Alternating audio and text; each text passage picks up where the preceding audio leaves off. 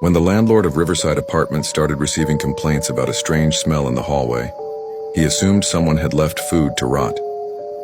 It wasn't the first time, but by the fifth complaint, the stench had turned sour, heavy, metallic, impossible to ignore. Room 3B was the suspected source. The tenant, Mira Collins, had moved in only 3 months earlier. Quiet woman, paid rent early, kept to herself. Neighbors barely remembered her face. When the landlord knocked, there was no answer. After the third attempt, he used the spare key. What he found was something out of a nightmare. Every mirror in the flat was covered with newspaper clippings, all about missing women from the city.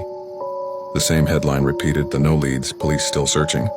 In the kitchen, the refrigerator was sealed shut with duct tape. The walls were lined with hundreds of photographs, all taken from street corners and bus stops. Each photo had a red X across the faces except one, a woman smiling outside a coffee shop. The smell was coming from the bathroom. Inside the tub was a decomposing body, female, mid-20s, partially wrapped in a bedsheet. Police arrived within minutes. The ID matched one of the women from the clippings, missing for nearly a month. But the real horror came when detectives checked the security footage. Mira Collins hadn't left the apartment in weeks. Instead, every night around 3 a.m., a man in a gray hoodie was seen entering room 3B and leaving just before dawn. When they tracked the man down, they discovered something else. He wasn't a stranger. He was the real tenant of 3B. Mira Collins had died 3 years earlier, strangled by her ex-boyfriend in that same apartment. The man in the hoodie was her killer.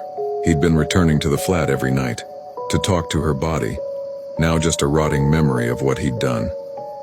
The newspaper clippings, the photos, the taped fridge, they weren't trophies, they were his apology. When the police opened the fridge, they found old candles, dried flowers, and a moldy birthday cake. The label read, "For Mira, always 27,